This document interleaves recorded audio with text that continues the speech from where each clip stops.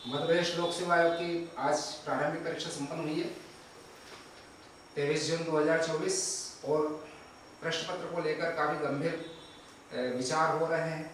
काफ़ी कुछ प्रतिक्रियाएं आ रही है कि जो पेपर का स्टैंडर्ड है वो काफ़ी कुछ ट्रेंड चेंज किया पीएससी ने।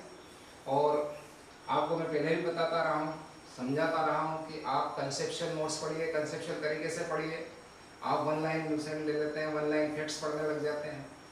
वो सब बात की चीज़ें होती है। सबसे पहले आपको अच्छी बुक्स जो जिसमें डिस्क्रिप्शंस हो, डिटेल हो, उसके आधार पर पढ़ाई करना चाहिए। कंसेप्चुअली आपको नोट्स बनाना चाहिए खुद के। खैर, अभी मैं आपको यहाँ पे बताने जा रहा हूँ किस तरह से मध्य प्रदेश लोक सेवा आयोग की ये जो पहला प्रश्न पत्र है, इसमें सेट सी आप खोल लीजिए।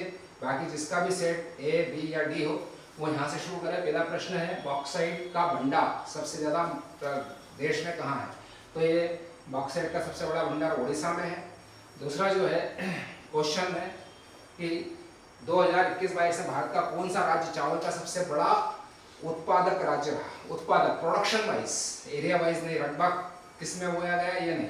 तो सबसे बड़ा राज्य जो है उत्पादक राज्य वेस्ट बंगाल है। काफ़ी दिनों से वेस्ट बंगाल है। पंजाब और वेस्ट बंगाल में नेक टू नेक जो है कंपटीशन चलता है। धान का कोटा छत्तीसगढ़ है, लेकिन छत्तीसगढ़ में एरिया इतना ज़्यादा नहीं है जो वेस्ट बंगाल का है, पंजाब का। फिर भी यहाँ पे सबसे ज़्यादा छत्तीसगढ़ के एक स्टेट के हिसाब से देखा जाए तो उसकी कुल भूमि के सबसे ज़्यादा रकबे में बोई जाने वाली फसल जो है वो छत्तीसगढ़ में चावल है, इसलिए इसको धान का कटोरा भी कहते हैं। लेकिन ये सब बड़े बड़े स्टेट्स हैं, इनमें ज़्यादा रकबे, ज़्यादा उत्पादन होता है। खैर, और यहाँ पे खाने के लिए ज़्यादा उत्पादन किया जाता है छत्तीसगढ़ में। खैर, अब क्वेश्चन नंबर 3 है, कौन सा कथन सही नहीं है?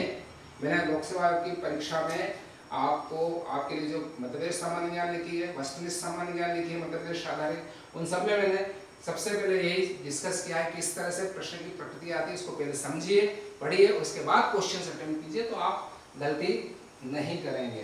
तो खैर, कौन सा कथन सही नहीं है? तो कौन सा कथन सही नहीं है? एल निनो एक समुद्री जलधारा जो पेरूटेट पर प्रकट होती है, सही है, तो ये ऑप्शन नहीं हुआ। एल निनो भारतीय मानसून को कमजोर करती है। एल निनो जो है always has adverse effect over the our monsoonal system, ठीक है, जो हमारा बारिश का सिस्टम है, जो मानसूनल है, उसको कमजोर करती है। अल निनो इसके विपरीत जो अल निनो वो पॉजिटिव इफेक्ट देता है।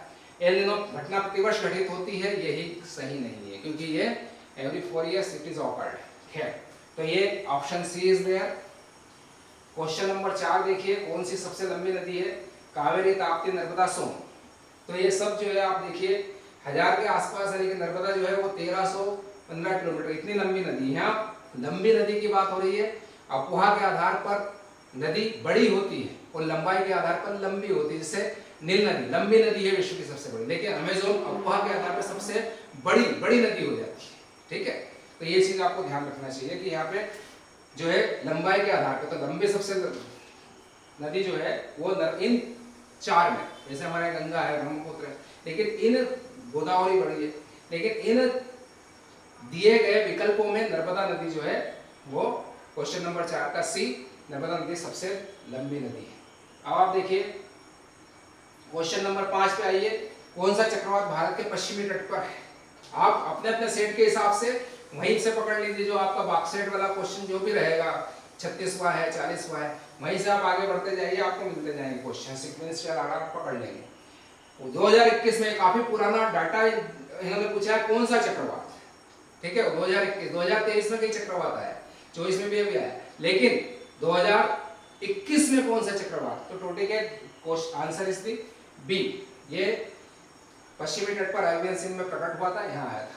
क्वेश्चन नंबर 6 की तरफ चलिए, सबसे जनसंख्या घनत्व सबसे कम कहाँ है? तो ये तो आपने कई बार पढ़ा हुआ, अरुणाचल प्रदेश है, तो 6 का जो है बी इज द आंसर। अब क्वेश्चन नंबर 7 की तरफ चलते हैं, पर्वत चोटियों को उनकी ऊंचाई के आधार पर, सबसे ऊंची चोटी के आधार पर पिक्स पूछ ली गई है, लेकिन पिक्स कौन सी? गुरु शिखर, महेंद्रगिरी, अनाईमढ़ी, पचमढ़ी। हमको पता है अनाईमढ़ी जो है वो सबसे बड़ी है, तो अनाईमढ़ी सबसे बड़ी है, और अवरोही क्रम में आपको पूछा गया है, अवरोही असेंडिंग, बढ़ते क्रम में तो सबसे पहले छोटी आएगी और सबसे बाद में बड़ी, तो अनाईमढ़ी सबसे बड़ी है, दक्षिण की एवरेस्ट है वो, तो Anamudi third is the last answer. Third किसमें है? आप देखिए इसमें थर्ड जो आपका अनाईमढ़ी है ये तीसरे नंबर पर दिया है, और ऑप्शन डी में ये आखिरी में है। तो इसी से आपको ऑप्शन मिल जाएगा। तो D is the correct answer. इस तरह से क्वेश्चंस को पकड़ लेना चाहिए, एक ही ऑप्शन से आपका पूरा जो है क्वेश्चन सॉल्व हो रहा है। क्वेश्चन नंबर 8 देखिए आप, निम्नलिखित युग्मों का मिलान करते सही पुट की पहचान कीजिए। सही पुट की पहचान करना है, इसमें आपको नदियां दी गई है, उनका उद्गम क्षेत्र दिया गया है। तो कावेरी है, कावेरी हमको पता है ब्रह्मगिरी पहाड़ी से निकलती है, जिनको नहीं पता है वो दूसरे ऑप्शन पे जाए। साबरमती मेवाड़ की पहाड़ियों से निकलती है, नहीं पता है तो ताप्ती नदी तो आपको मालूम ही है सतपुड़ा श्रेणी से निकलती है, ठीक है। तो यहाँ जो ताप्ती को आप देखेंगे, ताप्ती 3-1। अब इसमें बी और सी में 3 के नीचे आप देखेंगे 1 और 1 2 ऑप्शन दिए केवल। तो अब आपको दामोदर, दामोदर छोटा नागपुर की नदी है, तो इसको आप पकड़ लीजिए। तो इस तरह से आपका जो है C is the correct answer. Question number 8 C is the correct answer, ठीक है। अब आप देखिए क्वेश्चन नंबर 9 की तरफ हम बढ़ते हैं। निम्नलिखित कौन से 2 राज्यों में देश के कुल कोयला निक्षेप का 50% है? देखिए कोयला मध्य प्रदेश में भी होता है, छत्तीसगढ़ में होता है, आपका कर्नाटक में भी है खदानें, तमिलनाडु में तो लिग्नाइट सबसे ज्यादा होता है, ठीक है। और आपका झारखंड यहाँ पे झरिया है, रांची है, सिहुम जैसी खदानें हैं। और उधर आप उड़ीसा की तरफ जाएंगे तो वहाँ पे भी कोयले के राउरकेला की तरफ से जाएंगे आप तो बहुत सारा कोयले का भंडार, मयूरभंज वगैरह, यहाँ पे लोएस भी है, कोयला भी है, सब मिनरल वेट्स लगभग सभी भी पाए जाते हैं। तो झारखंड और उड़ीसा, झारखंड उड़ीसा 9 का जो है आपका ऑप्शन हुआ बी। क्वेश्चन नंबर 9 का B is the correct answer. अब आप देखिए क्वेश्चन नंबर 9 का बी, यह आपका ऑप्शन हुआ। क्वेश्चन नंबर 10 की तरफ हम जा रहे हैं।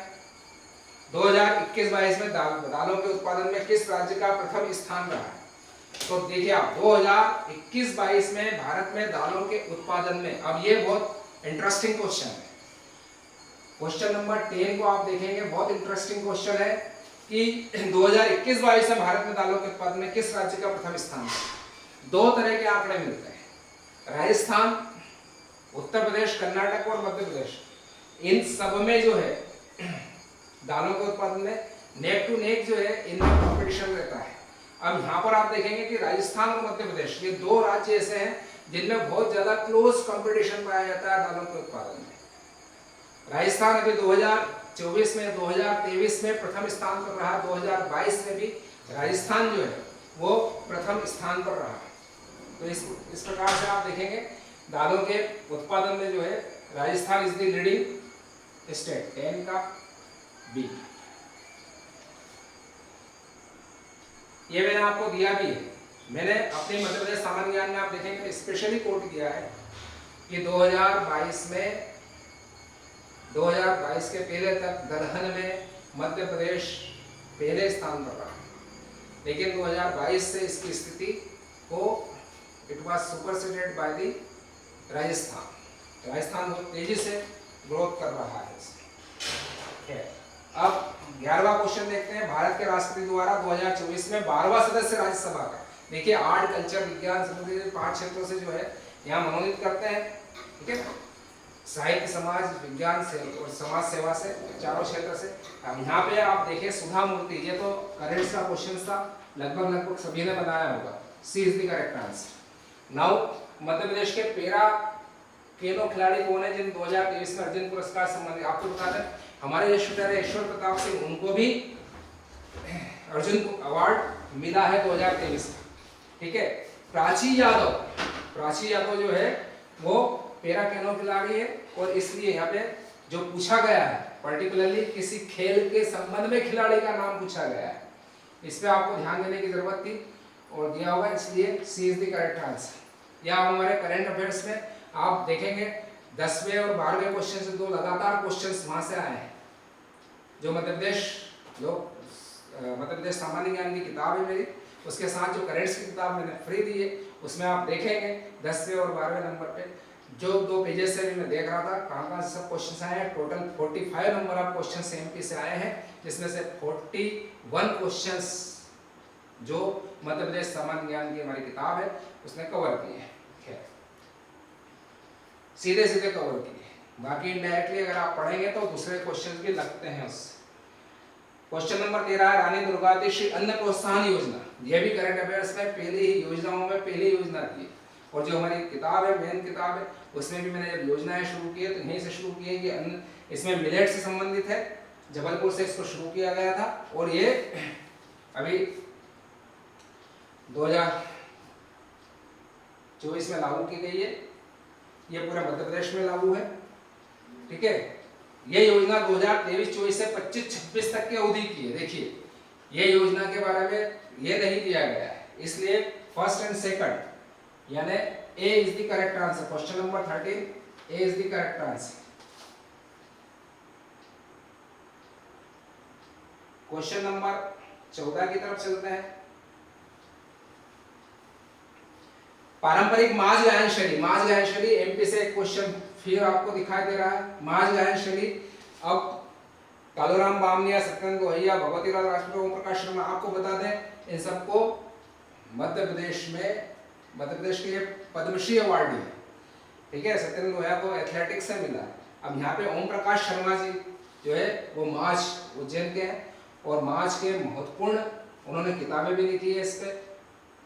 तो D is the correct answer, Om Prakash Sharma. सांख्यिकी 2023 या इंटरनेशनल करंट अफेयर से क्वेश्चन पूछा। गणित के नोबेल पुरस्कार के बराबर माना जाने वाला पुरस्कार के प्राप्तकर्ता कौन है? तो राधा कृष्ण राव, सी।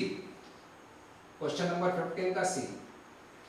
आप देखिए ये क्वेश्चन आया है ऐसे इंटरनेशनल का। इंटरनेशनल में अब भारत इंटरनेशनल का भारत के साथ जो संबंध जोड़ा गया है, भारत की प्रतिभाओं ने कैसे इंटरनेशनल लेवल पे कुछ अवार्ड जीता है। तो इंटरनेशनल अफेयर्स भी हुआ है और नेशनल अफेयर्स भी हुआ है, ठीक है। तो ये देखिए आप 2024 में फिडे कैंडिडेट्स टूर्नामेंट जीतने वाले, FIDE फिडे जो है जो federation of international chess tournament, वो जो संस्था है, इंस्टीट्यूट है, उसका वो सबसे ज्यादा फिडे जो है वो जो इंटरनेशनल टूर्नामेंट करवाता है सबसे महत्वपूर्ण टूर्नामेंट होता है। इसके बाद रैपिड चेस टूर्नामेंट भी होते हैं, ये सब है ना। इसमें कार्लसन है, हमारे विश्वनाथ आनंद है। अब हमारे यहाँ से जो है प्रज्ञानंद गुकेश ये उभर रहे हैं और डी गुकेश ने जो है ये सबसे कम उम्र में फिडे टूर्नामेंट जीता है। तो क्वेश्चन नंबर 16 का जो है C is the answer. Lamheta गांव की जिले में स्थित जहां जियो पार्क की स्थापना की। आप लियो लम्हेटा गांव दो तरह से फेमस है। जबलपुर की लम्हेटा जो है घाट हमारी यूनेस्को की वर्ल्ड हेरिटेज जो सूची है उसकी टेंटेटिव लिस्ट में भी शामिल किया गया 2023। तो इसी प्रकार से आप देखें कि इसको लम्हेटा गांव को में अब जियो पार्क की भी स्थापना हो रही है। जियो पार्क आपको बता दें फॉजिल पार्क की भी स्थापना हमारी डिंडोरी में है, एक हमारा डायनासोर पार्क धार में आया है, अब जियो पार्क यहाँ पे आ रहा है। तो यहाँ पे भी आपको बता दें कि ये भी बहुत पुराना एरिया है, जबलपुर गोंडवाना का हिस्सा रहा है। तो यहाँ पे जबलपुर क्वेश्चन नंबर 17 का बी, जबलपुर लम्हेटा गांव। आपको इंटीग्रेटेड अप्रोच से पढ़ना चाहिए। जहाँ पे आपने पढ़ा कि लम्हेटा गांव यहाँ पे फिर आया है, जियो पार्क पढ़ रहा है, करंट से पढ़ रहा है, ये तो कहीं और भी आया, वहां जाके फिर वहीं पे ऐड कर लीजिए जियो पार्क भी। इस तरह से स्टडी को किया जाना सुनिश्चित करें। कौन से व्यक्ति को 2024 में भारत के लोकपाल के अध्यक्ष के रूप में नियुक्त किया गया? तो पूर्व हमारे न्यायमूर्ति जो हैं वो खानविलकर जी जो मध्य प्रदेश, देखिए फिर ये मध्य प्रदेश से संबंधित खानविलकर जी हमारे चीफ जस्टिस सुप्रीम कोर्ट के जस्टिस रह चुके, अभी रिटायर हुए थे और उनको लोकपाल नियुक्त किया गया है। तो क्वेश्चन नंबर 18 का डी, खानविलकर साहब, न्यायमूर्ति खानविलकर साहब हमारे यहाँ चीफ जस्टिस भी रहे, महाराष्ट्र ट्रांसफर होकर यहाँ आए थे, फिर यहाँ पे चीफ जस्टिस बने। विश्व की पहली वैदिक घड़ी, फिर आप मध्य प्रदेश करंट अफेयर्स में जाएंगे, हमारी वैदिक घड़ी आप देखेंगे उसमें मैंने शायद पेज नंबर 90 के ऊपर जो हमारी करंट अफेयर्स है उसमें वैदिक घड़ी का जिक्र किया गया है। विश्व की पहली वैदिक घड़ी उज्जैन में स्थापित हो रही है। क्वेश्चन नंबर 19 सी। उज्जैन बहुत ज्यादा चर्चा में रहा है, पर्यटकों की सबसे ज्यादा रिलीजियस पर्यटकों की, धार्मिक पर्यटकों की सबसे ज्यादा जो विजिट हुई है वो मध्य प्रदेश में उज्जैन में हुई है। एक सिटी के रूप में सबसे ज्यादा जो हुई है इंदौर में हुई है। एक जो हमारा पर्यटन का सर्किट है इंदौर उज्जैन महेश्वर वाला, उसमें सबसे ज्यादा पर्यटक आए हैं। खजुराहो को सुपरसीड करता हुआ दिखाई दे रहा है ये सर्किट। यहाँ पे सबसे ज्यादा पर्यटक आते हैं, लेकिन वहाँ सामान्य पर्यटक आते हैं, ये धार्मिक पर्यटक सबसे ज्यादा उज्जैन में आते हैं। तो वैदिक घड़ी यहाँ है। उज्जैन से रिलेटेड एक कायथा का भी क्वेश्चन मैं देख रहा हूँ, वो भी आया है और पहले भी पूछा गया। जनवरी से मार्च 2024 में भारत इंग्लैंड के मध्य संपन्न टेस्ट 5 टेस्ट में जो कि भारत ने 4-1 से जीती। क्वेश्चन नंबर 20 का बी, ये क्वेश्चन है करंट अफेयर्स से, स्पोर्ट्स करंट अफेयर्स से। अब देखिए क्वेश्चन नंबर 21, वापस मध्य प्रदेश कितना डोमिनेटिंग तरीके से पूछा गया है पेपर में। 45 number of questions particularly from Madhya Pradesh state, और सब को कवर किया, इकोनॉमी को किया है, मिनरल्स को कवर किया है, पर्यटन को कवर किया है, ठीक है, कृषि को, उद्योग को, सबको कवर किया, पॉलिटी को कवर किया है। चलिए, तो मध्य प्रदेश के किस जिले में सोयाबीन का उत्पादन प्रारंभ हुआ था? सबसे ज्यादा उत्पादन सोयाबीन का उज्जैन में होता है, सबसे बड़ा कारखाना वहां पे था जो बंद पड़ा हुआ है, लेकिन सबसे पहले देवास में हुआ। आप जाएंगे कृषि में, मैंने तथ्य दिए हैं कि सोयाबीन की पहली खेती देवास से शुरू हुई थी, वहीं से। ये क्वेश्चन आप देखिए, क्वेश्चन नंबर 21 का D. Question number 22, rock phosphate का उपयोग देखिए। अब राक फास्फेट का उपयोग ये डायरेक्ट नहीं है, ये मिनरल से ऐसा लगता है कि मिनरल्स के पर्टिकुलर जो हमारा परंपरागत ज्ञान है वहां से लिया गया, लेकिन मध्य प्रदेश सामान्य ज्ञान को हिट करता है। क्यों? क्योंकि मध्य प्रदेश में झाबुआ में राक फास्फेट होता है, जिसकी सप्लाई हम फर्टिलाइजर कारखानों में करते हैं। ये हमने लिखा अपनी किताब में। तो राक फास्फेट फर्टिलाइजर में उपयोग होता है। 22 का बी। क्वेश्चन नंबर 23, 2021-22 के अनुसार मध्य प्रदेश क्षेत्रफल उत्पादन से अनाजों में गेहूं का स्थान, अनाजों में, टोटल फसल क्रॉप्स में नहीं, पर आपको बता दें फसल क्रॉप में भी अब सबसे ज्यादा बड़ी, मैंने स्पेशल लिखा है। जैसे ही इकोनॉमिक सर्वे मेरे पास आता है, मैं देखता हूं कि इसमें क्या क्या चेंजेस आए, उसके हिसाब से मैं डेटा चेंज करता हूं। लोकसभा आयोग से मत भिन्नता हो सकती है कि उन्होंने कहां से डेटा लिया है, कहां से आप प्रश्न फ्रेम किया है, लेकिन मैं अपनी किताब में जो डेटा लेता हूं इकोनॉमिक सर्वे मध्य प्रदेश की जो साइट्स है गवर्नमेंट की, वहां से लेता हूं। आप देखिए यहां मैंने दिया है मध्य प्रदेश में क्षेत्रफल उत्पादन दृष्टि से अब गेहूं मध्य प्रदेश की सबसे बड़ी फसल है। ये मैं 2021-22 से लिख रहा हूं, तो ये प्रथम है, यानी क्वेश्चन नंबर 23 का डी, ठीक है। सोयाबीन अब सेकंड है, और रबी में तो सबसे ज्यादा बड़ी है, सोयाबीन तो खरीफ की फसल हो गई, ये रबी की फसल है। पर ओवरऑल रबी हो या खरीफ हो, सबसे ज्यादा 102 लाख हेक्टेयर रकबा है अब, जबकि सोयाबीन का 60-65 लाख हेक्टेयर रकबा रह गया है। इसका इतना ज्यादा हेक्टेयर रकबा बढ़ता जा रहा है, तो उत्पादन भी बढ़ रहा है। Bharat heavy electricals limited Bhopal की स्थापना, फिर अगेन बहुत महत्वपूर्ण क्वेश्चन है जो आपको सिर्फ मुकेश माहेश्वरी में मिलेगा, मध्य प्रदेश सामान्य ज्ञान। आप Bharat heavy electricals limited Bhopal की स्थापना किस देश की एक कंपनी के सहयोग से हुई? यहाँ पे आपको बता दें कि भोपाल की स्थापना जिस टेक्नोलॉजी के सहयोग से हुई, technological partner was the then USSR technological partner. लेकिन आपको बता दें कि जो हैवी इलेक्ट्रिकल इक्विपमेंट कंपनी है यूके की, ब्रिटेन की, उस ब्रिटेन की कंपनी के सहयोग से बीएचईएल की स्थापना हुई थी। 1955 में एक एग्रीमेंट हुआ, 56 में इसकी स्थापना यहाँ पे लाल बहादुर शास्त्री जी ने, पंडित जवाहरलाल नेहरू ने let down the foundation. Okay, तो यहाँ क्या आएगा? ब्रिटेन। क्वेश्चन नंबर 24 का डी। क्वेश्चन नंबर 25, सॉरी 2011 की जनगणना सर किस जिले में नगरीय जनसंख्या का प्रतिशत सर्वाधिक है? नगरीय जनसंख्या सबसे ज्यादा कहाँ है? सबसे बड़ा जनसंख्या के हिसाब से इंदौर है, नगरीय जनसंख्या सबसे ज्यादा जो है भोपाल में है, 25 का सी। क्वेश्चन नंबर 26 देखिए आप, कौन सी सिंचाई परियोजना में 4 राज्यों की भागीदारी? अब आपको बता दें हमारे यहाँ पे राज्यों की भागीदारी वाली जो योजना है बाण सागर, सबसे ज्यादा 3 राज्य, बिहार है, मध्य प्रदेश है, उत्तर प्रदेश, ठीक है। महाराष्ट्र और मध्य प्रदेश की भी संयुक्त परियोजना है, उत्तर प्रदेश मध्य प्रदेश की भी राजघाट वगैरह, हमारे यहाँ माता टीला है ना, लक्ष्मीबाई योजना, 2 योजनाएं जो है लक्ष्मीबाई और हमारी माता टीला, ये 2 अलग अलग परियोजनाएं, दोनों उसमें हम पार्टनर हैं। राजस्थान के साथ सेपरेटली हमारा गांधी सागर, कोटा और जवाहर सागर। लेकिन जो सरदार सरोवर परियोजना है, सरदार सरोवर परियोजना से किसी को पेयजल मिल रहा है, किसी को पानी मिल रहा है, किसी को सिंचाई के लिए, किसी को विद्युत मिल रही है। तो बेसिकली जो है, जो एक ट्रिब्यूनल बनाया गया था, उसने राजस्थान, मध्य प्रदेश, महाराष्ट्र और गुजरात 4 राज्यों में इसको डिवाइड किया था। इसलिए यहाँ पे सरदार सरोवर में क्वेश्चन नंबर 26 जो है वो डी आएगा। 4 राज्यों की भागीदारी बांटी गई थी। भागीदारी, जॉइंट प्रोजेक्ट नहीं बोल सकते इसको, लेकिन भागीदारी, क्वेश्चन को पढ़िए आप, 4 राज्यों की भागीदारी है इसकी, ठीक है। इससे हम मिलने वाले लाभ जो है चारों को मिलेंगे। तो ये चारों,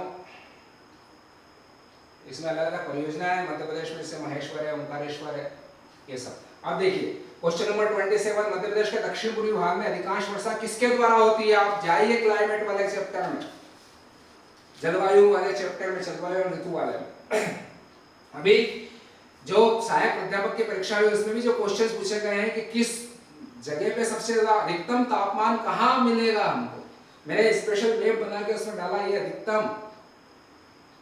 तो वहां से इस तरह से क्वेश्चंस आप जब कंसेप्चुअली आप पढ़ेंगे तो you will be able to attempt it successfully. खैर, अब देखिए दक्षिण पूर्वी भाग में अधिकांश वर्षा कहाँ से होगी? तो वर्षा कहाँ से होगी? ये मध्य प्रदेश जो है, तो इसमें ये बे ऑफ बंगाल से और अरब की सागर जो है, यहाँ से बहुत टाइम लगता है। यहाँ से सिर्फ छत्तीसगढ़ को, उड़ीसा को क्रॉस करके आना है। और ये पूर्वी जो मध्य प्रदेश है, ये बहुत निकट है इधर। तो यहाँ पे सबसे ज्यादा वर्षा भी हमारी यहाँ पे होती है। और उसका रीजन भी है कि यहाँ नजदीक है बे ऑफ बंगाल से, तो यहाँ पे होती है। ये यहाँ तक जाके वर्षा करती है, ये यहाँ नर्मदा घाटी तक आके वर्षा करती है। तो ये इस तरह से जो है, इसका ऑप्शन क्या रहेगा? बंगाल की खाड़ी।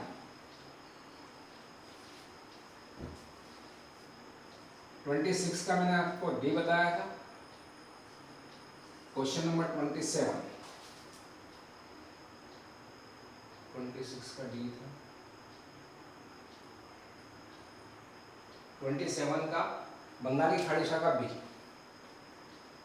क्वेश्चन नंबर 28 पे चलते हैं। मध्य प्रदेश में काली मिट्टी का निर्माण, काली मिट्टी का निर्माण किससे हुआ? हमको मालूम, ढक्कन ट्रैप जो है, जो पूरा ढक्कन ट्रैप है, वो मालवा का पठार से लेकर नीचे मराठवाड़ा, महाराष्ट्र तक हम जाते हैं, नीचे कर्नाटक तक पहुंचता है ढक्कन ट्रैप। तो वो जो ढक्कन ट्रैप है, वहाँ बेसाल्ट, लावा की चट्टानें क्या होती है? बेसाल्ट की चट्टानें। तो बेसाल्ट से हुआ है। सी, 28 का सी। अब कुछ लोग कंफ्यूज हो सकते हैं, चूना पत्थर, इसमें चूने की मात्रा ज्यादा पाई जाती है। नहीं, ये बेसाल्ट है। मध्य प्रदेश में बांस का राष्ट्रीयकरण कब हुआ था? अब देखिए, मैंने राष्ट्रीयकरण के सब कब वनों का राष्ट्रीयकरण, मध्य प्रदेश पहला राज्य इसमें सभी वनों का राष्ट्रीयकरण किया था। बांस का कब किया? बांस और सदे का एक साथ किया था, ये मैंने लिखा है 1973 में। 29 का, क्वेश्चन नंबर 29 का ऑप्शन सी। अब क्वेश्चन नंबर 30 की तरफ चलते हैं। विंध्यन स्कार्पलैंड का दक्षिणी भाग क्या कहलाता है? मैंने बहुत डिटेल में किताब लिखी, मैंने तो फिर भी 416 पेज में मैंने बहुत सारा डिटेल लिख दिया, क्वेश्चन आंसर्स भी दे दिए उसके साथ में पीछे। लोगों ने 400 पेज की किताब लिख डाली और उसमें भी 1 लाइन फैक्ट चला है। आप देखिए उसमें किस तरह से भाषा का प्रयोग मैंने किया है। आप मेरी किताब कितने भी कॉपी कर लें, आज के राइटर्स मेरी भाषा शैली की कॉपी थोड़ी कर पाएंगे। नागर में सागर भाषा शैली जो मुख्य परीक्षा में भी काम आएगी आपको। ओके, तो विंध्यन स्कार्पलैंड का दक्षिणी भाग क्या कहलाता है? तो दक्षिणी भाग भांडेर मैंने बताया उसमें, स्कार्पलैंड, विंध्यन स्कार्पलैंड, कंगारी जो क्षेत्र है उसका, वो नीचे की तरफ आप जैसे जैसे आएंगे तो नर्मदा घाटी और विंध्याचल दोनों के बीच का जो क्षेत्र है वहां पे भांडेर श्रेणी है। पीछे की तरफ जाके कैमूर की श्रेणी अमरकंटक से लगी हुई, लेकिन भांडेर की श्रेणी रीवा, पन्ना, पठार, बुंदेलखंड तक इसका टच है। तो भांडेर श्रेणी जो है इसका साउथ पार्ट है। तो क्वेश्चन नंबर 30 में C is the option. Question number 31 की तरफ चलते हैं। ट्विटर के संस्थापक कौन है? तो ट्विटर के संस्थापक जेफ डोर्सी है। क्वेश्चन नंबर 31 की तरफ जाएंगे हम वापस।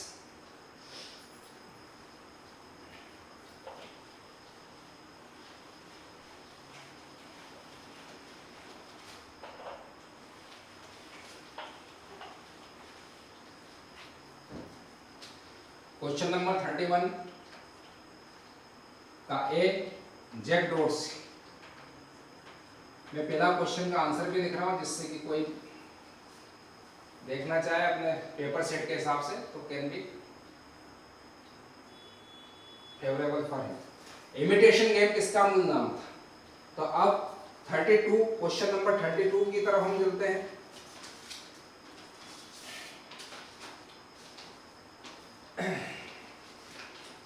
ट्यूरिंग टेस्ट जो है आपका B 32, Turing test is the correct answer. E governance के 4 स्तंभ क्या है? तो ये 33 का A is the correct answer. A is the correct answer. Purpose people's, process, technology and resources. ये क्वेश्चन नंबर 33 का ए हुआ। अब क्वेश्चन नंबर 34, उन पेशेवरों और व्यावसायिक लोगों के लिए एक सोशल नेटवर्किंग जो अन्य पेशेवरों से जुड़ा रहता है। ये लिंक्डइन है, सभी आप लोग यूज भी करते होंगे कई लोग। तो आज की जनरेशन के लिए बहुत आसान क्वेश्चन था ये, क्वेश्चन नंबर 34। 35 आर्टिफिशियल इंटेलिजेंस की शाखा है। आपको बता दें ये जितना भी है आर्टिफिशियल इंटेलिजेंस की शाखा नहीं है, इनकी applications network design, cyber forensic में तो बहुत ज्यादा है, लेकिन मशीन लर्निंग AIML इसको बोलते हैं, पूरा एक ब्रांच आज का जो कंप्यूटर साइंस का है, artificial intelligence and machine learning, AIML करके एक ब्रांच ही आती है। तो ये क्वेश्चन नंबर 35 का D is the correct answer. Internet के क्षेत्र में W3C का अर्थ है world wide web commission. World wide web commission is the B answer. World wide web commission.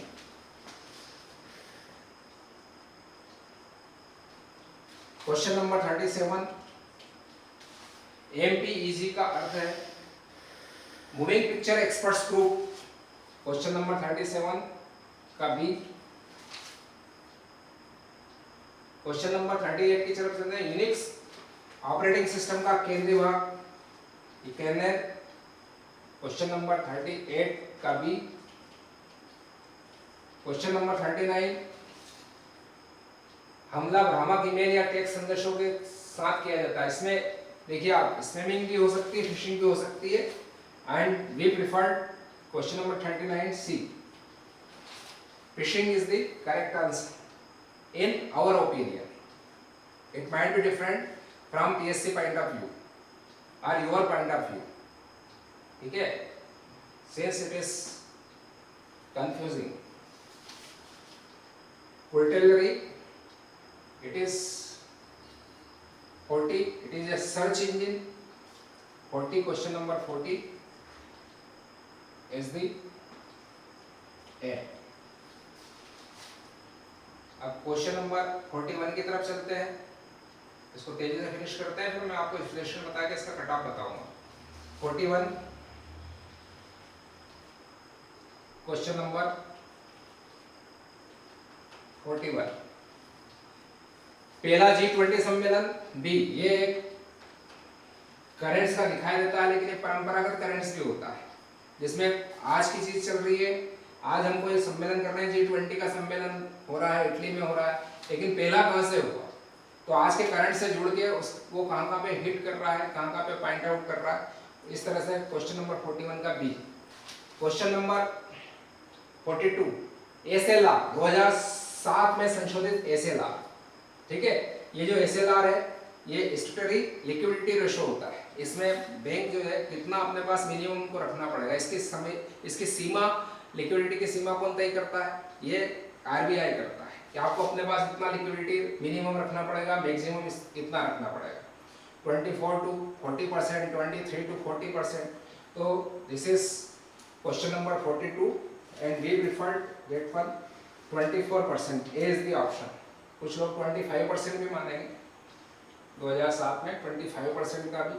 तो 42, question number 42 option is A. सितंबर 2003 के अंत में सकल घरेलू उत्पाद में बाह्य ऋण का जो हमारा एक्सटर्नल डेब्ट है प्रोपोर्शनेट टू आवर जीडीपी वो कितना रहा है, तो 18.7% रहा है, ये 18.6 दिया है, it is very near close to the correct data, hence it is correct answer, A is the correct answer 18.6%। 2017-18 में भारत के सभी कारखानों का कितना प्रतिशत मध्य प्रदेश में स्थित था, बहुत ओल्ड डाटा पूछा है। अभी हमारे यहाँ पे 30 लाख के आसपास, क्योंकि हमारे एमएसएमई ही 27 लाख के आसपास हो गए, ठीक है, और करीब 30,000 के आसपास हमारे यहाँ पे सॉरी करीब 6-7 हज़ार हमारे यहाँ पे जो बड़े उद्योग बृहद उद्योग है उनकी संख्या हो, 5,000 तो 2020 में रजिस्टर्ड थे। तो इस तरह से हम देखें तो ये 5.86 आता है, तो it is near about 5%, 44B।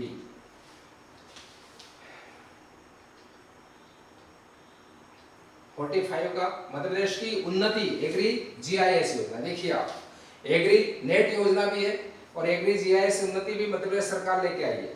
तो ये जो दोनों योजना है ये आप हमारे कृषि वाले टॉपिक पे देखेंगे, मैंने उसमें नेट परियोजना, कृषि नेट परियोजना के आधार पर दिया है, एग्री रेस करके दिया है, इंग्लिश मीडियम की किताबें में एग्री रेस करके दिया है, तो सेम है, जिसका ये है कि हमको इसमें जो टेक्नोलॉजिकली एम्पावर्ड करना है किसानों, टेक्नोलॉजिकली एम्पावर्ड करना है थ्रू इंफॉर्मेशंस, ठीक है, कि नई टेक्नोलॉजी क्या आ रही है, तो B is the correct answer, question number 45 B is the correct answer. Question number 46, Samagra शिक्षा अभियान में से किन योजनाओं को एकीकृत किया गया है, क्वेश्चन नंबर 46, तो इसमें एसएसए, आरएमएसए और टी यानी सी इज द करेक्ट आंसर, सर्व शिक्षा अभियान, राष्ट्रीय माध्यमिक शिक्षा अभियान and technical education, sorry teachers education, 46 का सी इज द करेक्ट आंसर। 47, 2022-23 में मध्य भारत के प्रति व्यक्ति आय के अग्रणी के स्थिर कीमतों पर तुलना, स्थिर कीमतों पर तुलना आप देखिए, मध्य प्रदेश में जाइए आप, मध्य प्रदेश सामान्य ज्ञान में मैंने जो आपका मध्य प्रदेश की भारत में मध्य प्रदेश की आर्थिक प्रगति वाले टॉपिक में पहले मैं बजट के साथ में देता था, अभी भी बजट वहां पे दिया हुआ है क्योंकि टॉपिक का शीर्षक चेंज किया है सिलेबस के हिसाब से। आप देखिए वहां मैं कंपैरिजन देता हूं भारत और मध्य प्रदेश का, और उस कंपैरिजन को देखिए कि वहां पे आपको पता चलेगा मध्य प्रदेश की प्रति व्यक्ति आय भारत की प्रति व्यक्ति आय की तुलना में कम रही है हमेशा ही। तो क्वेश्चन नंबर 47 का B is the correct answer. Question number 48 में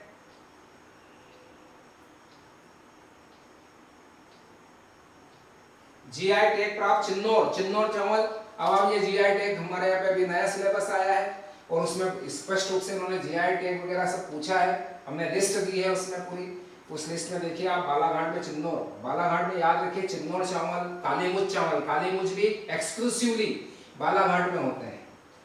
तो जो लांजी है वो चावल के लिए फेमस जगह है। 48 का डी। 49, किन जिलों को उनके अनूठे उत्पाद के लिए, यूनिक उत्पादन के लिए, यूनिक, ठीक है, अनूठे उत्पादन के लिए, यूनिक मतलब अद्वितीय उत्पाद के लिए, हमारे यहाँ पे ऐसे अद्वितीय उत्पादों की पहचान की गई है, यूनिक और अद्वितीय, ठीक है, दोनों उत्पादों की पहचान की गई है। यहाँ पे अनूठे उत्पाद पूछा गया है, तो आप देखिए अशोकनगर जो है महेश्वरी साड़ी के लिए है। अब ये टाइगर प्रिंट जैसी कुछ भी नहीं, हमारे बाघ प्रिंट है, ठीक है, और बाघ प्रिंट धार में है, खरगोन में नहीं है। लेकिन महेश्वरी साड़ियाँ का है, ये खरगोन में है, चंदेरी साड़ियाँ अशोकनगर में है, तो आप उससे मिला के देखिए। तो 49 का जो है आपको ये बी ऑप्शन मिलेगा, question number 49 option is the B, ठीक है। बुरहानपुर केले के लिए सुखपुरी में बनाना अनुसंधान केंद्र की स्थापना हो रही है, ठीक है। मंदसौर जो है लहसुन के लिए प्रसिद्ध हो रहा है, वहाँ लहसुन की बहुत बड़ी मंडी है। चलिए क्वेश्चन नंबर 50, नीति आयोग की एसडीजी, अब एसडीजी जो इंडेक्स है, अब आपको बता दें इसमें आकांक्षी प्रदर्शक जो अभी एक नया नगरीकरण और sorry human development in MP वाला है, उसमें मैंने एक टॉपिक दिया है जिसमें मैंने आकांक्षी जिलों की संख्या, अभी एक आकांक्षी विकास खंड नामक नया कार्यक्रम भी आ चुका है, जो मध्य प्रदेश के भी कुछ विकास खंड उसमें शामिल किए गए हैं पायलट डिस्ट्रिक्ट्स के रूप में। तो आकांक्षी में आप बता दें आपको सबसे बड़ा क्या होगा, जो अचीव कर ले वो सबसे बड़ा है, तो उसको ज्यादा मार्क्स मिलेंगे, ज्यादा स्कोर मिलेगा। तो आपको अचीवर जो है जिसमें 100 अचीवर है वो आपको लेना है, ठीक है। जो अग्रणी है वो इसके बीच में आएगा, प्रदर्शक जो अच्छा परफॉर्मर है वो उससे नीचे आएगा, और जो अभी हाल आकांक्षी है जिसको करना है वो उसमें आएगा। तो B is the correct answer. Question number 50 B is the correct answer. अब क्वेश्चन नंबर 51 की तरफ हम चलते हैं। मोहनखेड़ा जैन तीर्थ। देखिए जैन तीर्थ हमारे यहाँ पे दतिया में है, दमोह में है, ठीक है, और आपके सोनकच्छ में पुष्पगिरी है, इंदौर में गोमटगिरी, इंकारगिरी है, ठीक है, सोनागिरी दतिया में। इस तरह से गिरी के नाम से जैन तीर्थ प्रसिद्ध है। धार मोहनखेड़ा धार, आपको बता दें मोहनखेड़ा का धार तीर्थ बहुत चर्चा में है। यहाँ पर अभी जो सागर जो महाराज साहब हैं उन्होंने जो है अपना निर्माण प्राप्त किया था, तो ये मोहनखेड़ा जैन तीर्थ चर्चा में रहा। तो Dhar is the correct answer, Dhar B Mohankheda. और वहां पे एक और खेड़ा है जहाँ पे मध्य प्रदेश में पहली बार जो अभी राजेश राजौरा जी जो सीएस के लाइन में सीएस बनने की कतार में अभी अग्रणी है, बहुत सीनियर एसीएस है, ब्यूरोक्रेट, वो जब वहाँ पे कलेक्टर थे तो उन्होंने धार में खेड़ा में सबसे पहला जो है धान की भूसी से बायो बनाने का जो है एक प्लांट स्थापित किया था। क्वेश्चन नंबर 52, तो कौन सा युग्म गलत है? अब घाटी गांव इंदौर में हो ही नहीं सकता, ये तो सीधे सीधे आपको दिख जाएगा। और अभी घाटी गांव और करेरा सब चर्चा में है क्योंकि सोन चिड़िया मिल नहीं रही है, तो उनको डी नोटिफाइड किया गया है। सबसे पहले अभी करेरा को किया गया, घाटी गांव को भी डी नोटिफाइड कर रहे हैं। गम्मत लोक नाट्य का सूत्रधार क्या कहलाता है? अब ये क्वेश्चन नंबर 53 जो है इसके लिए मैं भी सॉरी बोलूंगा, मुझे भी इसका अभी पता नहीं है, ठीक है। अब जो पीएससी मानेगा वो आपको मानना है इसमें, या आपको कोई सोर्स है तो आप उससे तलाश कर लीजिए, ये मेरे पास में उपलब्ध नहीं है। क्वेश्चन नंबर 54, शंकरराव पंडित का संबंध किस विधा से था? तो ख्याल गायकी है ना, राग गायन के तो बहुत महारथी रहे शंकरराव पंडित। इनके पिता इनके पुत्र कृष्णराव पंडित वो भी प्रकांडित थे, ग्वालियर घराने से संबंधित रहे हैं। क्वेश्चन नंबर 54, तो ख्याल गायकी, हमारे ख्याल गायकी में मंद मंद ख्याल गायकी में आमिर खान साहब इंदौर घराना के संस्थापक।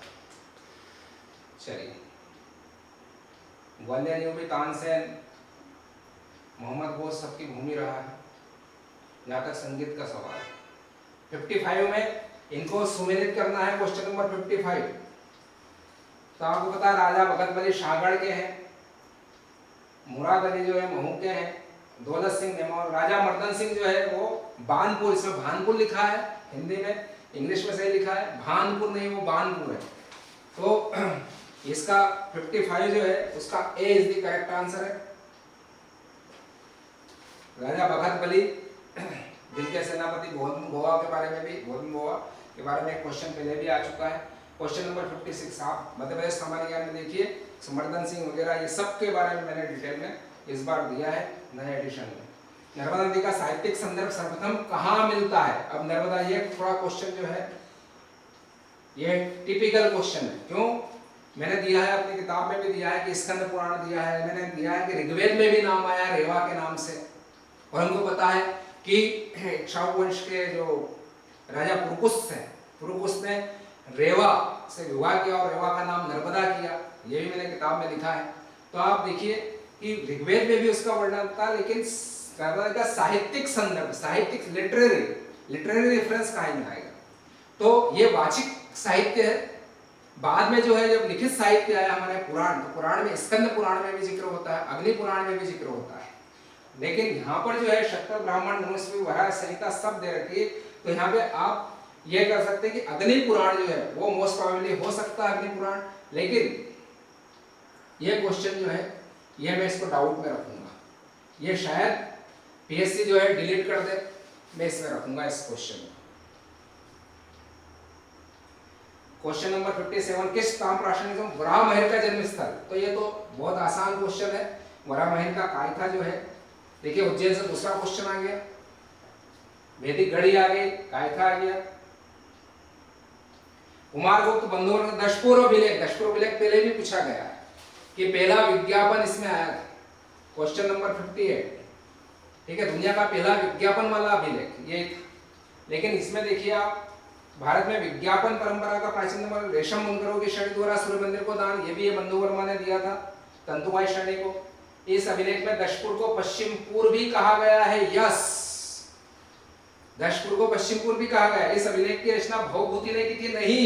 आप पढ़िए मध्य प्रदेश सामान्य ज्ञान माहेश्वरी, उसमें आप मैंने लिखा है सभी अभिलेखों के बारे में। दशपुर अभिलेख में मैंने लिखा है कि इसकी रचना वस्त भट्टी ने की थी, भवभूति ने वस्त भट्टी ने की थी।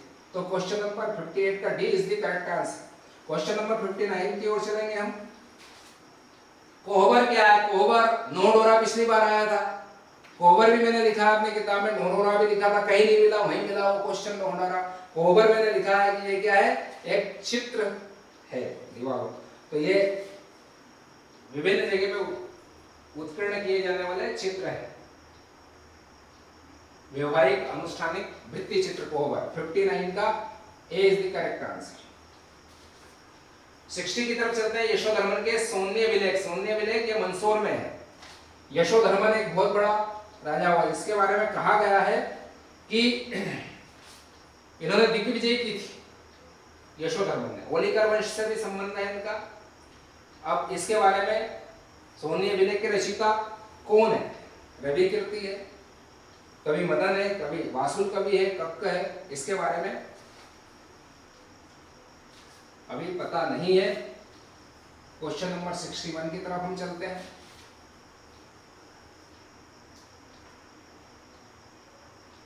गुहा मंदिरों में सुप्रसिद्ध कैलाश मंदिर कहाँ स्थित है?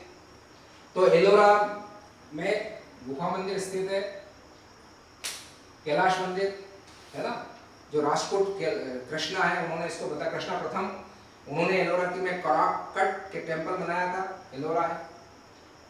किस वेद में सभा और समिति को पृथक संस्थाओं के, आपको बता दें ऋग्वेद में सभा और समिति का जिक्र आया है। ऋग्वेद से बहुत सारे क्वेश्चंस में देख रहा हूँ, ऋग्वेद में सभा समिति और विदत तीनों का आया है। विदत बाद में लुप्त हो जाती है, सभा समिति चलती रहती है। समिति वहां के राज्यों की एक निर्वाचित सभा होती है, जिसमें राजा का भी निर्वाचन किया जाता है, और जो सभा होती है वृद्ध आर्यों की सभा होती है, जिसमें बुजुर्ग बैठते हैं और न्याय करते हैं। ऐसा इन्फरेंस भी निकाला गया है ऋचाओं से। चलिए, क्षत्रिय वर्णों के उपनयन संस्कार में किस मंत्र के संपादन का प्रावधान था? आपको बता दें कि सबका अलग अलग था। जैसे ब्राह्मण गायत्री मंत्र करेंगे, वैश्य ज्योति मंत्र करेंगे, वैसे ही त्रिष्ठुप मंत्र जो है वो क्षत्रिय करेंगे। 63 क्वेश्चन नंबर 63 का डी। मैंने इस बार पढ़ाया नहीं, जो फर्स्ट टॉपिक है हिस्ट्री का वो पढ़ाऊंगा आपको, जैसे भारतवर्ष की संकल्पना कहाँ से है, ये विष्णु पुराण में किस तरह से उसका श्लोक दिया है, ये सब मैं आपको विस्तार से बताने वाला हूँ। अब देखिए, तो ये इसमें त्रिष्टुप मंत्र डी, 63 का डी आएगा। कौन सा वेद सबसे अधिक प्राचीन है? तो Rigveda is the oldest one, 64 का ए। ये डाउट नहीं है। 1500 से 1000 ईसा पूर्व की जानकारी जो मिलती है ऋग्वेद से मिलती है, पहला मिलता है, बाकी सब वेदों से और अन्य वैदिक साहित्य से उत्तर वैदिक काल की जानकारी मिलती है। अष्टांग योग के अंतर्गत इसे अंतरंग साधना कहा जाता है। क्वेश्चन नंबर 65, अंतरंग साधना किसको? प्रत्याहार, नियम, प्राणायाम, ये सब उसके प्रोसेस है। लेकिन आपको बता दें कि जो धारणा, ध्यान और समाधि, ये चीज जो है ये अंतरंग साधना है। तो इसमें हम धारणा से शुरू करते हैं अंतरंग साधना, तो इसको धारणा, क्वेश्चन नंबर 65 का डी।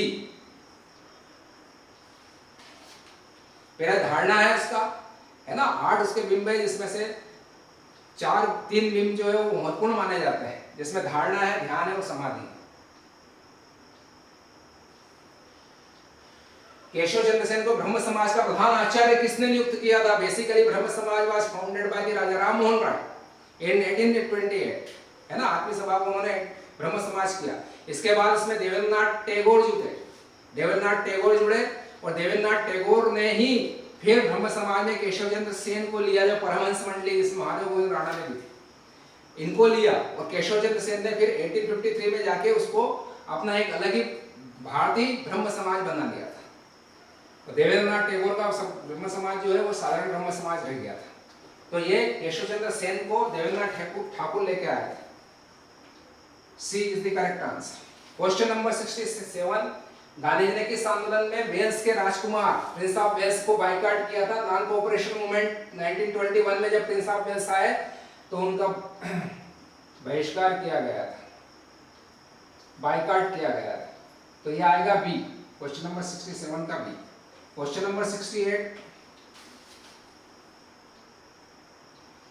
के.एम. पाणिक्कर ने किसके लिए कहा वे आधुनिक भारत के सर्वप्रथम कूटनीतिज्ञ थे? ये कोटेशन में मैं डाउटफुल हूं, लेकिन मोस्ट प्रोबेबली इसके बारे में कि आधुनिक भारत के सर्वप्रथम कूटनीतिज्ञ, डिप्लोमेटिक जिनको कहा गया डिप्लोमेटिक, तो ये मुझे सी और डी में डाउट है, लेकिन मैं इसके बारे में कंफर्म नहीं हूं। बंगला भाषा में रचित ऐतिहासिक उपन्यास दुर्गेश नंदिनी, देखिए बंकिम चंद्र चटर्जी आनंद मठ के रचयिता, वंदे मातरम गीत लिखने वाले, इन्होंने ही दुर्गेश नंदिनी की रचना की थी। मौर्यकालीन प्रशासनिक व्यवस्था प्रतिष्ठा देखिए मौर्यकालीन प्रशासनिक व्यवस्था में राजस्व विभाग अलग था, न्याय विभाग, सैन्य विभाग, सबके नाम भी थे। प्रतिष्ठा जो है वो जजों का एक संकुल हुआ करता था। जितने भी जज थे, धर्मस्थी, कंटक शोधन तरह के न्यायालय थे, उन सब में जो अपॉइंटमेंट होता था वो प्रतिष्ठा नामक विभाग से होता था, जो जुडिशरी विभाग था। तो क्वेश्चन नंबर 70 में आपको बी, प्रतिष्ठा वाज द जुडिशरी, ठीक है। ये आप देखिए। अब हम 71 की तरफ चलें। क्वेश्चन नंबर 71 से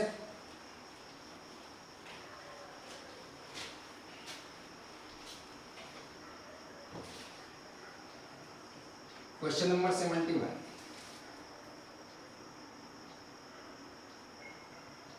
बिरहा किस आदिवासी जनजाति की महिलाओं का लोकप्रिय लोकगीत है? बिरहा। अब आपको बता दें क्वेश्चन नंबर 71 में बिरहा जो है वो कोल लगाना पड़ेगा आपको बता दें ये जनजाति जितने भी बघेलखंड वाला इलाका है वहां बिरहा गायन होता है। जंगलों में जाके सुनसान में प्रेमी जो है प्रेमिका के बिछोह में गायन करता है, ये बिरहा है, बिरहा गीत जैसा है।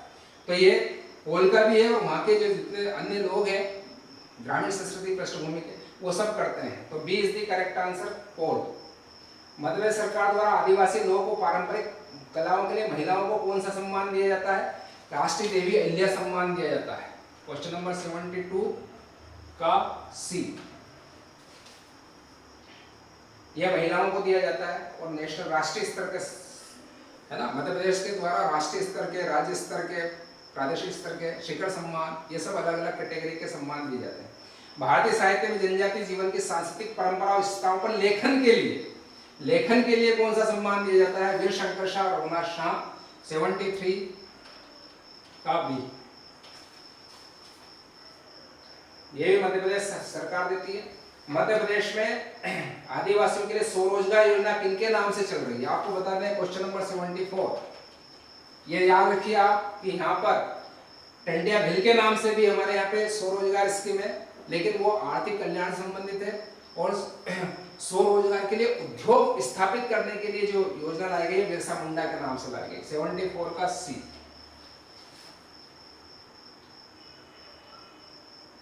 जनजाति कार्य विभाग प्रकाशन प्रतिष्ठान मन्या की स्थापना। अच्छा आपको बता दें 73 में जो है ये टंडिया भील भी आ सकता है 74 में, क्योंकि स्वरोजगार योजना क्लियर लिखा नहीं है। स्वरोजगार योजना उसके नाम से भी चल रही है, टंडिया भील के नाम से भी चल रही है और बिरसा मुंडा के नाम से भी। तो ये एक थोड़ा कंफ्यूजिंग क्वेश्चन हो गया। क्वेश्चन नंबर 75, वन्या का प्रकाशन 1980 से चल रहा है, डी। ये जनजाति संस्कृति से आपने हमारी किताब देखी होगी, जिन्होंने नहीं देखी वो देख लें। इस किताब में बहुत डिटेल में मैंने आपको बताया और ये भी बताया था कि इससे काफी क्वेश्चन पूछे जाने की संभावना है। चलिए, माना है टंडिया मामा किस आदिवासी जनसंख्या, यहीं पे आप देखिए कि 74 में बी ऑप्शन में टंडिया भील लिखा हुआ है तो भील हुए।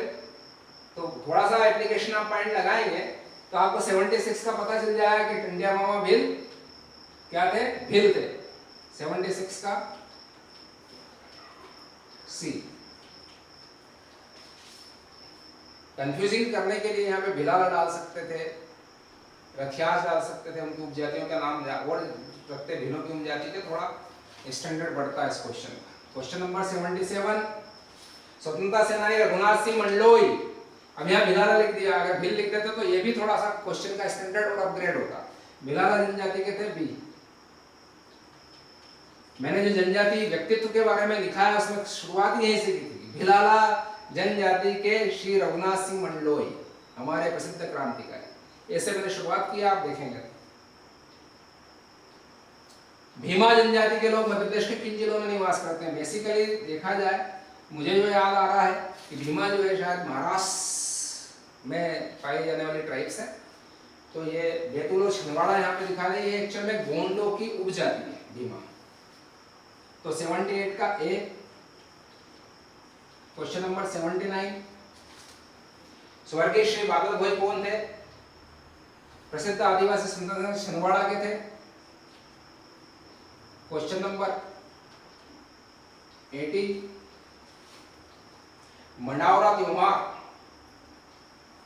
देखिए बादल भोई का जो है जनजाति संग्रहालय भी उनके नाम से पातालकोट में 54 से स्थापित है। मंडावरा त्योहार, देखिए मंडावरा त्योहार जो है पर्व जो है वो किस जनजाति का है? तो मंडावरा के बारे में लिखा है ये गोंड जनजाति का है। 80 का ए इज द ऑप्शन। और इस जनजाति मेरी जो किताब है उसमें मैंने स्पेशल जितने भी पर्व त्योहार होते हैं, इनकी कास्ट कलाएं होती, सबका विस्तृत वर्णन मैंने दिया है। तो आपको बता दें ये गोंड जनजाति का है। आप मेरी जनजाति संस्कृति की किताब में 108 पेज पे देखेंगे, ये आपको मिलेगा। तो क्वेश्चन नंबर 80 का आंसर हुआ ए। 81 की हम तरफ चलते हैं। किस मामले में भारत के सर्वोच्च न्यायालय ने दोनों में संघर्ष की स्थिति में सम डिस्प्यूट्स और कॉन्फ्लिक्ट्स इज टेकन प्लेस? इसमें राज्य के निष्पक्ष directive principle of state DPS में फंडामेंटल राइट्स में जब डिस्प्यूट हुए तो ये डिस्प्यूट में किसको उन्होंने ज्यादा जो है प्राथमिकता दी थी? तो डीपीएस पर फंडामेंटल राइट्स को प्रिवेलेंट किया था। ये सबसे पहले चंपकम दोराइजन जो 1951 का है, 81 का बी, इसमें किया था। बाद में तो फिर ये डीपीएस को ज्यादा प्राथमिकता दी गई थी, मिनर्वा मिल्स वगैरह सब मामलों। खैर 82 निम्नलिखित में कौन सा सही नहीं है? फिर ऐसा क्वेश्चन आया सही नहीं है, तो नहीं कौन सा है? मामले का निर्णय विधेयक द्वारा किया जाता है, उनके पद से हटाया नहीं जा सकता। देखिए मामले का निर्णय विधि विधान आयोग द्वारा किया जाएगा। समान शक्तियां हैं, ये भी सही है। चलिए तो ये क्या है? विधि आयोग द्वारा किया जाएगा। ए इज दी क्वेश्चन नंबर 82। ये गलत है, इसलिए यही सही है, क्योंकि गलत ही पूछा है।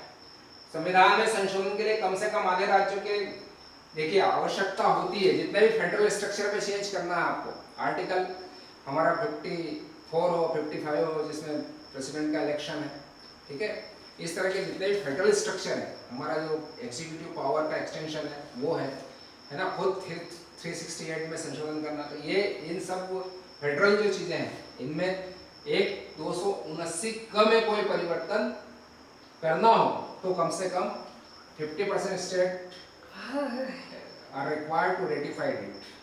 तो क्वेश्चन नंबर 83 का D. Question number 84, Atal Bihari Vajpayee सुशासन नीति स्थान से मध्य प्रदेश से पूछा गया। 84 का सी है। अब कथन कारण कानूनी मामलों पर राज्य सरकार को सलाह देना महाधिवक्ता का कर्तव्य होगा। यस, वो देता है अगर सरकार मांगती है। महाधिवक्ता मंत्रिमंडल के प्रसाद पर्यंत पद पर बने रहते हैं। देखिए महाधिवक्ता ये लिखा हुआ है, राज्यपाल के प्रसाद पर्यंत पद पर बने रहेंगे। तो उपयुक्त में कौन से सही है? केवल एक सही है, केवल दो, एक और दो दोनों। तो उपयुक्त में से कौन से सही है? तो सिर्फ पहला सही है, तो केवल एक कथन सही है। तो आपको 85 का ए। क्वेश्चन नंबर 86, पंचायतों को सौंपने वाली शक्तियां, अधिकार और जिम्मेदारियां। देखिए जितने पावर्स अथॉरिटीज है ये सब 11वीं अनुसूची के द्वारा 12वीं सूची में म्युनिसिपैलिटी को दी गई, नगरीय निकायों को, ग्रामीण निकायों को दी है हमने 11वीं अनुसूची में पंचायतों।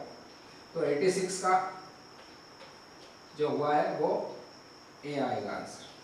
87 का हम देखते हैं। कौन सा अनुच्छेद भारत के राष्ट्रपति महाभियोग के बारे में बताता है? 56 में हटाने की प्रक्रिया है, 61 में इम्पीचमेंट का process. Impeachment is a particular process to be followed to remove the president. तो ये सी आएगा। 88 की तरफ चलते हैं हम। भारतीय संविधान के 76 के साथ राष्ट्रपति उस व्यक्ति को भारत का महान्यायाधीश नियुक्त करता है जो क्या होगा, उच्च न्यायालय का नियुक्त नहीं, जो उच्चतम न्यायालय का नियुक्त न्यायाधीश होने के लिए योग्य हो। सी 88 का सी। 89 की तरफ चलते हैं। के एम मुंशी किससे संबंधित है? प्रारूप समिति से संबंधित है। 89 का बी। भारत के राष्ट्रपति किसकी सलाह पर 352 के तहत आपातकाल की घोषणा कर सकते हैं? तो वो संघ मंत्रिमंडल और मंत्रिपरिषद, कैबिनेट की सलाह पे। याद रखिए आप, क्या आएगा ये? कैबिनेट, सी आएगा। Question number 90।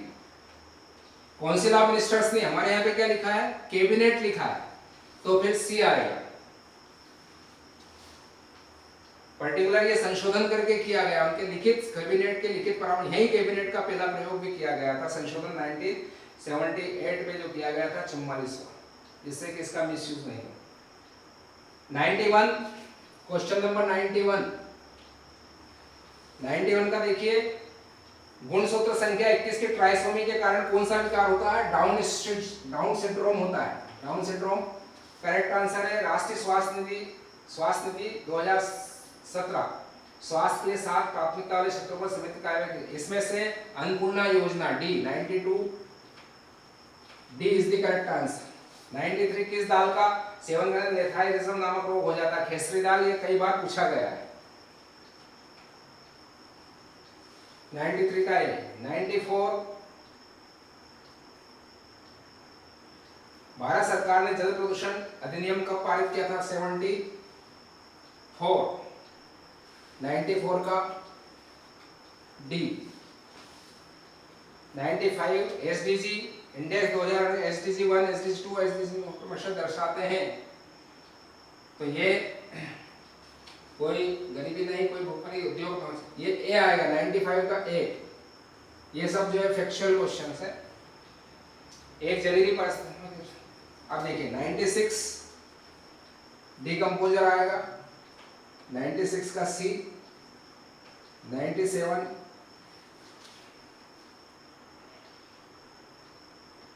ओजोन परत की मोटाई को हम डॉप्सन से नापते हैं। 97 का बी। 98 मनुष्य में ग्रीवा कोशिकाओं की संख्या कितनी होती है? 7 होती है, बी। मंगल ग्रह के लिए हमने लॉन्च किया था, सक्सेसफुली लॉन्च। किस मिशन को? पहले पूछा था असफल हुआ, लेकिन सक्सेसफुल मिशन जो लॉन्च हुआ था 5 नवंबर 2000। तो ए आएगा 99 का ए।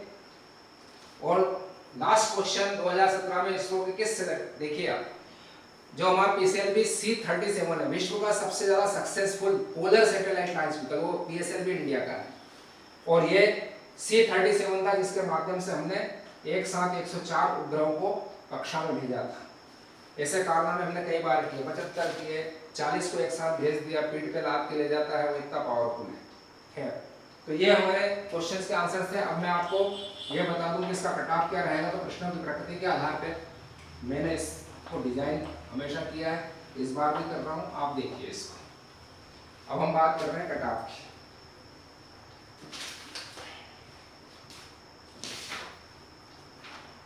जब मैं कटऑफ की बात करूंगा तो कटऑफ के आधार पे मैं क्वेश्चंस को मोस्ट टिपिकल, अति कठिन, मोस्ट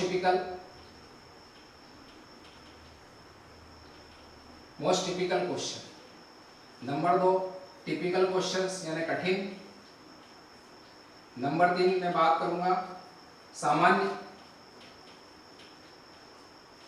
ज्यादा कठिन नहीं, ज्यादा सरल नहीं, और सरल, अति कठिन और अति सरल, बाकी बीच में है। और पूरे क्वेश्चंस में से जब मैं बात करूं तो अति कठिन क्वेश्चंस मैं देखता हूं 14 है, कठिन क्वेश्चंस 20 है, सामान्य क्वेश्चन 32 है और सरल क्वेश्चन 34 है। ऐसे कई सारे क्वेश्चंस हैं।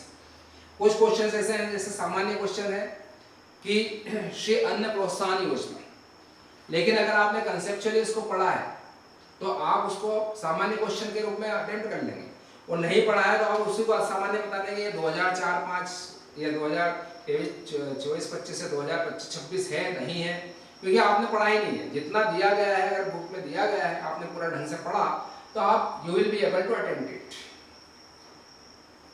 तो यहाँ पर इस तरह से क्वेश्चन में कुछ फ्लक्चुएशंस होते हैं, अपनी पढ़ाई के स्तर के आधार पे भी हम कोई क्वेश्चन हमको सामान्य नजर आता है, कोई कठिन नजर आता है, लेकिन जो अति कठिन श्रेणी के हैं वो लगभग सभी को अति कठिन लगेंगे, भले कितनी भी स्टडी की, ठीक है। एक आध दो क्वेश्चन को छोड़ दें तो सभी कठिन लगेंगे, और सरल क्वेश्चंस जनरली जो है सरल लगेंगे जिन्होंने तैयारी की है उनके हिसाब से।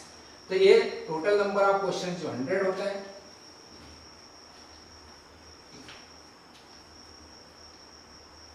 कितने हो रहे हैं, सॉरी,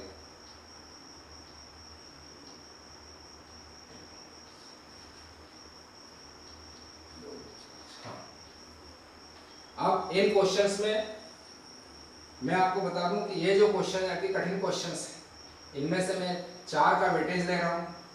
अति कठिन में कठिन जो क्वेश्चन है इसमें 10 का वेटेज ले रहा हूँ। सामान्य कठिन जो क्वेश्चंस है इनमें से 24 का वेटेज ले रहा हूँ, और अंततः 34 में से मैं 34 क्वेश्चंस ले रहा हूँ। ये मेरा कट ऑफ जो है ये 2 मुद्दों पे केंद्रित है। एक, प्रश्न की प्रकृति, प्रश्नों की प्रकृति और पदों की संख्या।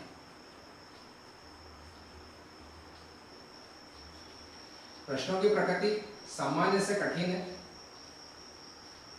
On an average it is typical, और पदों की संख्या जो लगभग हुआ करती है 250-300 पद, उससे बहुत कम है। पदों की संख्या 110 है, और इन दोनों को ध्यान में रखते हुए मैं अपना कट ऑफ निकाल रहा हूँ। तो ये जो कट ऑफ आता है ये 72 आता है जनरल कैटेगरी के लिए, और आप नोट कर लीजिए मेरा कट ऑफ जो मैं बता रहा हूँ जनरल कैटेगरी के लिए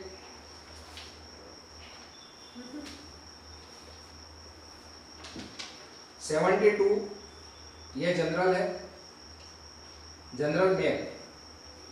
इसी में मैं जनरल फीमेल के लिए बात करूं तो ये 70 रहेगा। जब मैं ओबीसी की बात करूंगा तो ओबीसी मेल के लिए और फीमेल के लिए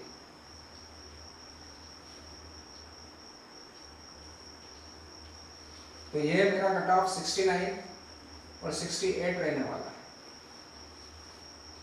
जब मैं इस कट ऑफ की बात करूंगा एससी के लिए, SC again male and female, SC category male and female, तो ये कट ऑफ मेरा 67 और 65 के बीच में रहता है। जब मैं इस कट ऑफ की बात करूंगा एसटी के लिए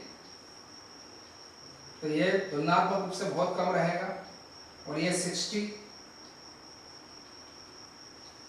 और 57 ये मेरा कट ऑफ है जो मैं आपको यहाँ पे दे रहा हूँ। ये एस्टिमेटेड कट ऑफ है, एस्टिमेटेड कट ऑफ है, और ये नंबर ऑफ क्वेश्चंस हैं। इनको आप सभी को 2 से मल्टीप्लाई कर लीजिए तो जो नंबर आएंगे, जो स्कोर आएगा वो स्कोर रहेगा। ये नंबर ऑफ क्वेश्चंस के हिसाब से estimated cut off based on number of questions. इसको आप दुगुना कर लीजिए, 2 का गुना करेंगे तो ये इस तरह से होगा।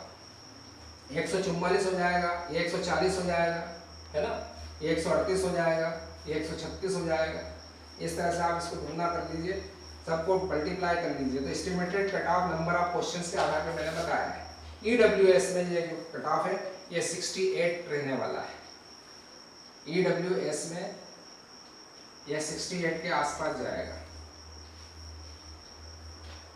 तो ये कटा हुआ है। अब आपको बता दें, ये जो क्वेश्चन है इनमें जो अति कठिन है वो प्रश्न होते हैं जो सामान्य रूप से हम या तो पढ़े हुए नहीं होते हैं, नंबर एक, इसलिए वो कठिन हो जाते हैं। पढ़े हुए होते हैं लेकिन कहीं ना कहीं वो बहुत ज़्यादा डेप्थ में जाके पूछते हैं, हमने ऊपर पढ़ा होता है, वो डेप्थ से क्वेश्चन को ले आते हैं, ठीक है, इसलिए वो बहुत कठिन हो जाते हैं।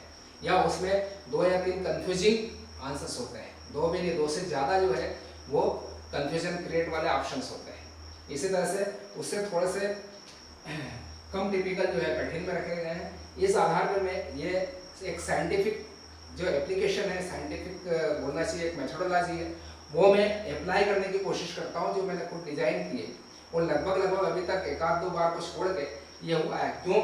क्योंकि इसमें से कुछ क्वेश्चन ऐसे होते हैं जो डिलीट हो जाते हैं, और जब क्वेश्चन डिलीट होते हैं तो ये थोड़ा सा आंकड़ा गड़बड़ाता है, ठीक है। तो क्वेश्चंस मेरे हिसाब से 2 क्वेश्चंस ऐसे हैं जो डिलीट होने की संभावना रहेगी, to be deleted, might be deleted, not to be deleted, they might be deleted by the आयोग, है ना। अगर उसमें इस तरह की कुछ फाइंडिंग्स आई तो जैसे पीएससी कर देता है, हर साल करता है, इस साल भी कुछ क्वेश्चंस को डिलीट कर सकता है।